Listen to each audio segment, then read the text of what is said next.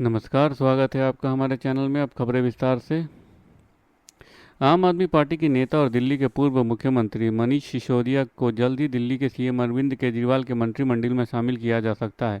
Party सूत्रों के मुताबिक भ्रष्टाचार और मनी लॉन्ड्रिंग के मामले में शुक्रवार को सुप्रीम कोर्ट से उन्हें जमानत मिलने के बाद पार्टी कार्यकर्ता बहुत खुश हैं। वो 17 महीने से जेल में बंद थे। दिल्ली सरकार के एक सीनियर अधिकारी के मुताबिक मनीष सिसोदिया को मंत्रिपरिषद में शामिल करना आसान होगा और इसका कोई बड़ा फेरबदल भी नहीं होगा, क्योंकि इस साल अप्रैल में आम आदमी पार्टी के पूर्व राज्य मंत्री आनंद के इस्तीफे के बाद मंत्री पद में एक पहले से ही खाली है।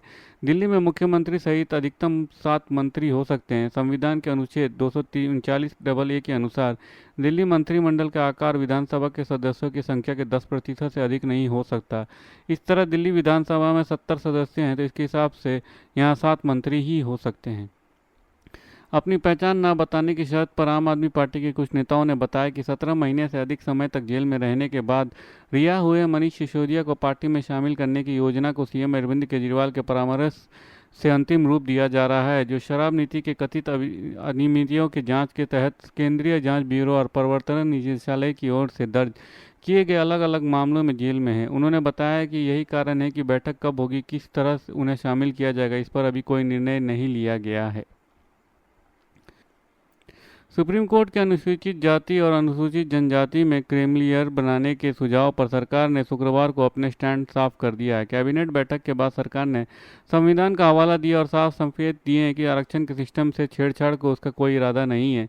सियासी तौर पर इस भेदभाव संवेदनशील मसले पर प्रमुख विपक्षी दलों की चुप्पी है बीच सरकार के इस स्टैंड को एडवांटेज लेने के तौर पर देखा जा रहा है। सरकार ने इसके जरिए यह संदेश देने की कोशिश की है कि वो आरक्षण के मामले पर दलितों और पिछड़ों के साथ खड़ी है। दरअसल इस फैसले के जरिए सरकार ने दो तरफ से बढ़त लेने की कोशिश की है। बी.आर. अम्बेडकर के संविधान के अनुसार एससी/एसटी के आरक्षण में क्रीमी लेयर का कोई प्रावधान नहीं है। यह लाइन शुक्रवार देर रात कैबिनेट के फैसले की जानकारी देते हुए केंद्रीय सूचना प्रशासन और रेल मंत्री अश्विनी वैष्णव ने कहा कि इस लाइन को गौर से पढ़ेंगे तो कई चीज़ समझ में आती है। इसमें बाबा साहब बी.आर. अम्बेडकर की भी बात है, संविधान का भी जिक्र है और साफ तौर पूरी लाइन का निचोड़ यही है कि पार्टी दलितों के साथ मजबूती से खड़ी है और संविधान में शामिल उनके हितों की रक्षक है। ऐसे में अब विपक्षी दलों के लिए सरकार पर दलितों या संविधान विरोधी होने का आरोप लगाना मुश्किल होगा। बीजेपी अपने इस फैसले के जरिए जवाब दे सकती है।